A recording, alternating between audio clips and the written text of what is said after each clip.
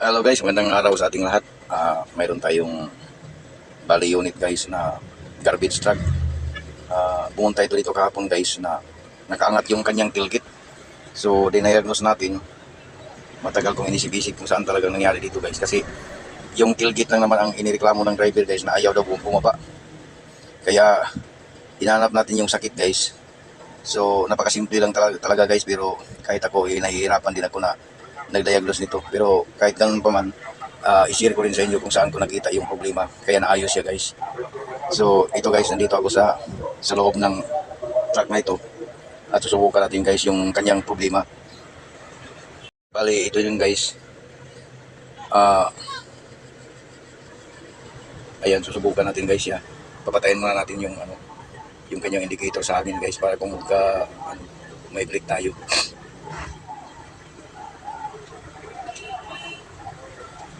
Ito yung kanyang unit guys, tapos ito yung kanyang control sa hydraulic. Bali, i-switch natin yung PTO guys.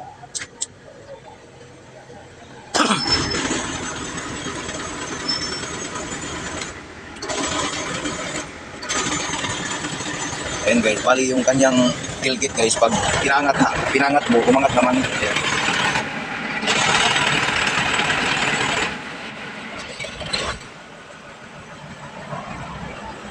Ay hindi nga pala guys, kahit nasa papaangat, ayaw talaga. Pangat at saka pababa itong kanyang tailgate guys, dito. Kaya napababa ko ito guys, gawa ng sinubukan ko lang. Kumuha ko ng isang steel plate kasi napansin ko dito guys na kaya pala siya ayaw umangat yung tailgate. Yung sensor pala, magnetic sensor dito sa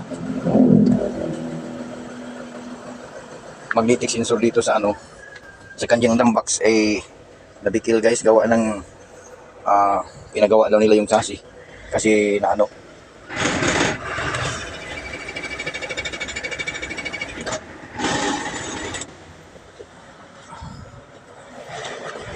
nung pinagawa nila yung chassis guys sa unit na to, nandito guys yung ginawa nila.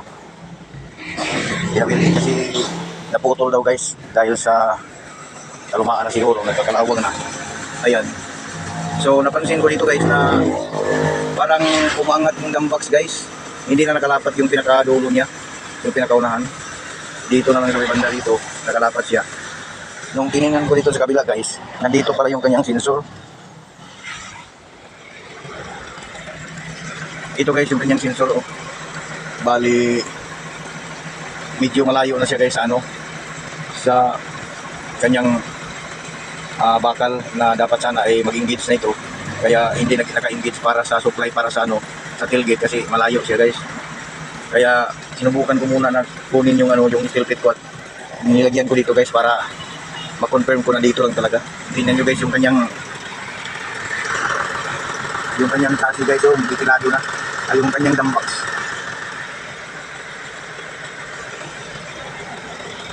So kuha muna tayo ng steel plate guys. Bali, sinubukan ko nga lang lagyan ng steel plate dito guys. Kung pag-confirm lang kung talagang siyang may dahilan na pag ayaw gumagana yung tailgate. Nung subukan natin, gumana siya.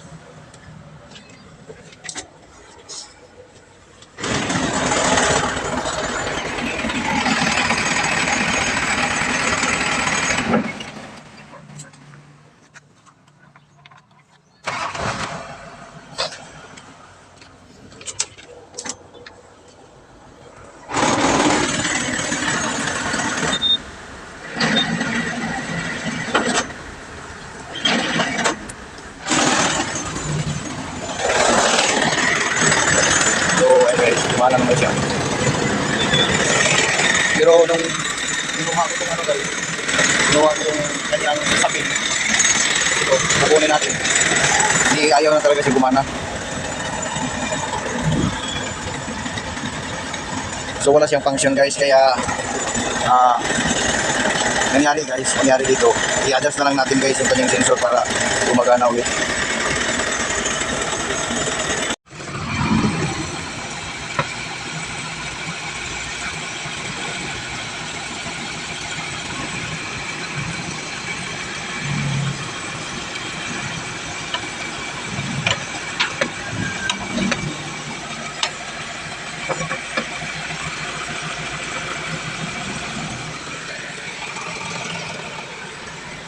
So, ayan guys, adjust natin. Higpitan na lang natin.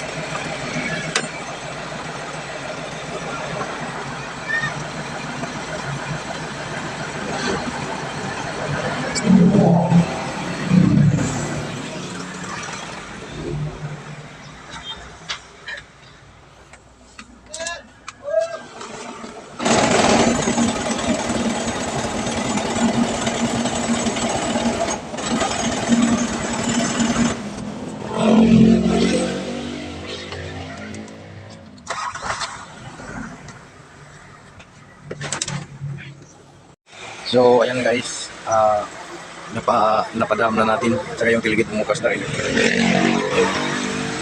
Inatas na lang natin ng konti dito guys. Pinaangat natin ng konti para magkukontak siya doon sa ano. Magtutrigger siya dito sa may bandang metal na to. Kasi wala guys, sira-sira na itong chassis na to eh. Kumbaga hindi na tapat yung kanyang magnetic sensor dito. Kaya ginawa na natin ang paraan guys. So, sana may natutunan kayo guys. Hanggang dito lang. Maraming salamat.